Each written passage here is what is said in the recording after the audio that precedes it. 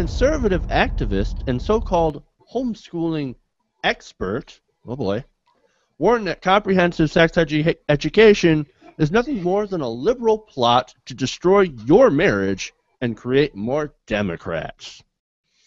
Marjorie Holston spoke to radio host Jan Markle about why sex ed shouldn't even be in schools at all, and I'm going to let her explain. Many states have obscenity laws, and the materials here are obscene. So if you're going to ask me, how can they teach the kids? Because many, many states have exceptions so that if it's taught in a school, it's an exception to the obscenity law, so our children can be seeing things that are absolutely obscene. I can't talk about some of the things you've given me here. Yeah, you would be in trouble for if I were to read some of the curriculum over the air, you would get in trouble because of the obscenity laws. I have it in front of me. I can't talk about it. Can't do it. Nope. But that is being taught. What you're seeing there is 7th grade curriculum.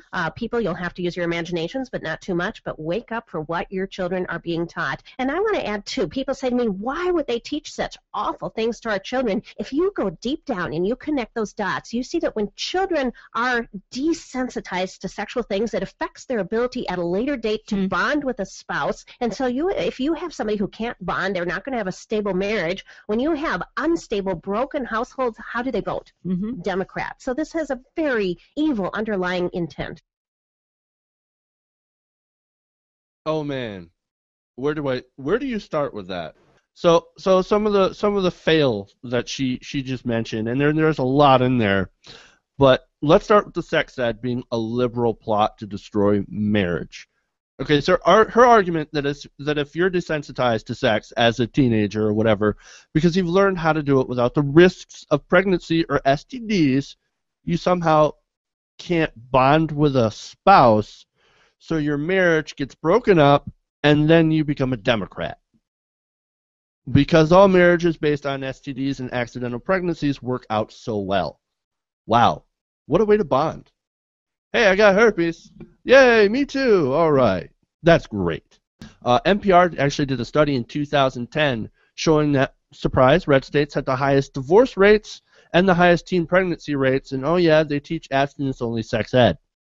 New York City, your state, had their teen birth rates plummet, and they had one of the lowest divorce rates in America, the lowest being that communist hell known as Massachusetts. Now, there is, like I said, there's so much wrong with what she said, but I really want to open it up to you guys. You guys can handle the rest. I was going to say I wanted Jordan to go ahead of me because he has kids, so this actually affects him more than us. There you go. Go ahead, Jordan.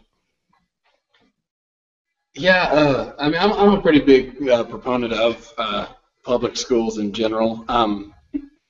At the same time, this is another one of those things, and I know I say this all the time, when it comes to home and private schools, I have to be careful about letting what I think is best dictate what I think is constitutional.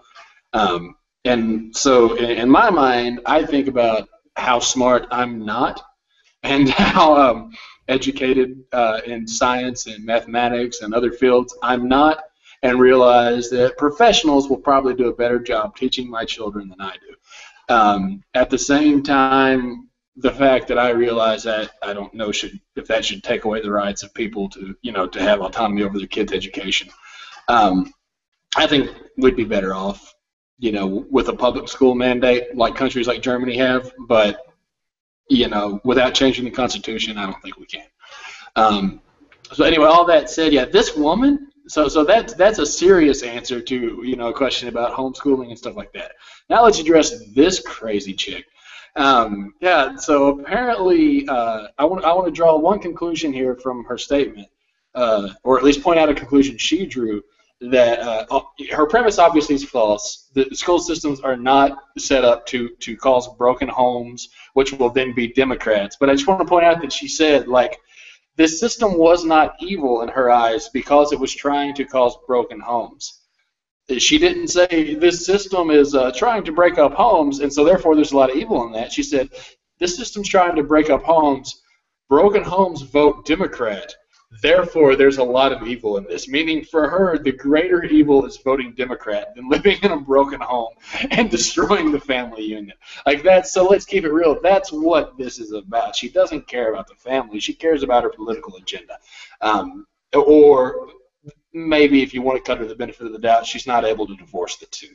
That could be a complete possibility. But I kind of want to know some specifics, like, what she's talking about, these things that are so vulgar and vile, and then, kind of point out, like, well, so what is she reading? Because, I mean, obviously she's going to be talking about, I guess, like, children's literature that has, I don't know, maybe sex, like, like the Diary of Anne Frank, if you read the unedited version, has, a girl hitting puberty and stuff like that, and saying things that the kids go through, but may be unpleasant for prudish people to read. But then I'm like, so I'm going to assume that she's reading the Bible in her homeschooled class. She's clearly like that kind of person. And there is some disgusting stuff in the Bible by that standard. And then there's an entire book in the Bible dedicated to how great sex is. And so, like, she's in a glass house throwing stones here, I assume. Again, I'm making assumptions, but I would gather that she's probably a pro-Bible in the classroom kind of person. But, of course, she wants to clean that up and not actually read the text for what it says. And, I don't know, it's just, I get, censorship in general really, really bothers me. And, when it comes to literature, that's a way for kids to explore some of these topics that are awkward for them. Like, their bodies are changing, and reading that in a book and this character they can relate to, it helps them. Like, to me, that's a healthy thing. That's not a vulgar thing that should be shunned. Right, this just reminds me of something that I saw earlier with Glenn Black. You were asking about, like, what were the materials in the classroom that were so vulgar that they couldn't say in the air, or they refused to say in the air, right? Well, there's a Glenn Beck clip that I had seen earlier today that was like, oh, it's a box of dildos, and like, literally, like, that's what they were talking about, like, things that are allowed in the classroom. And I don't know about you, but I don't ever remember having a box of dildos in my classroom, which is kind of amazing. Like, and they're like, well, look what gets involved in the schools. Look what we get to put in the schools. But we can't bring the Bible to school. We can't say Merry Christmas. The fuck you can't say Merry Christmas at school to people. I just wanna like point out that you can say Merry Christmas. Maybe if you're not as a school official, but I'm sure they let that slide more times than not.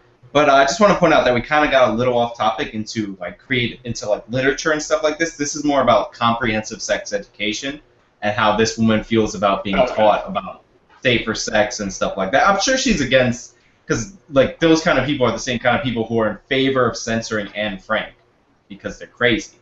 But to get to my point, I disagree with Jordan on the public school mandate. I think homeschool kids in a lot of areas do a lot better than public school kids academically, and I think that parents should have the choice of whether or not they wanted their kids to learn sex ed in school. But that doesn't mean you get to make the choice for everybody. It's called an opt-out. We had it in my school, which is liberal, socialist, Hitlerian New York City public schools.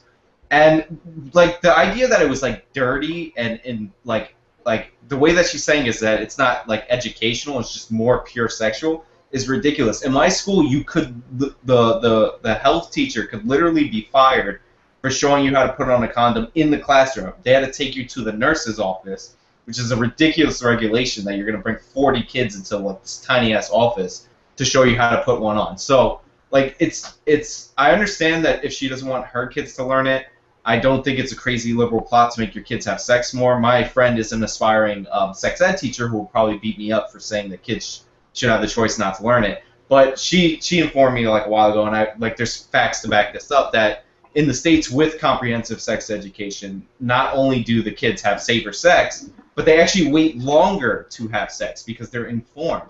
In states that don't have comprehensive sex education, they'll actually have sex quicker. So you're putting yourself in a bigger risk for younger teens to have more unwanted pregnancies and more broken families and all that stuff that she was railing against if you don't teach comprehensive sex education. And that's her big problem. Yeah, and that's where she once again flies off the rails into, what the fuck land. Like, she doesn't obviously has no idea what she's talking about.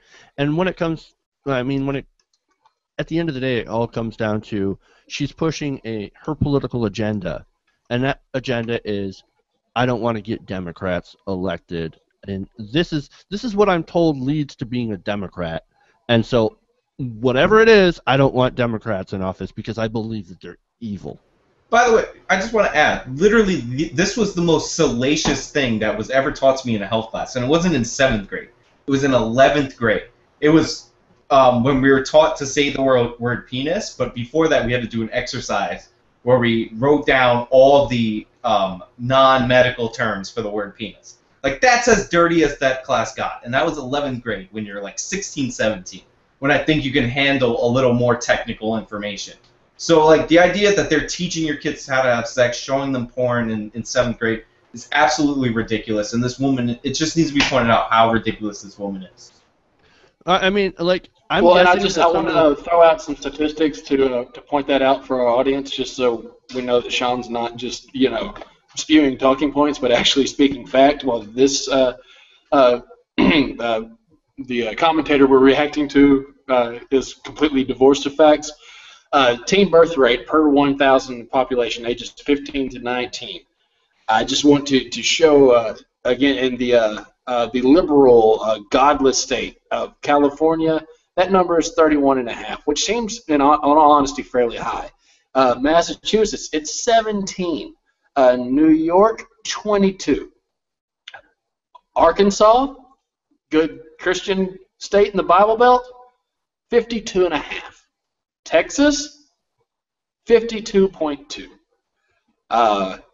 So, maybe if you want kids to not be born, to teenage mothers out of wedlock, maybe some of these liberal pro-sex ed policies are the way to go.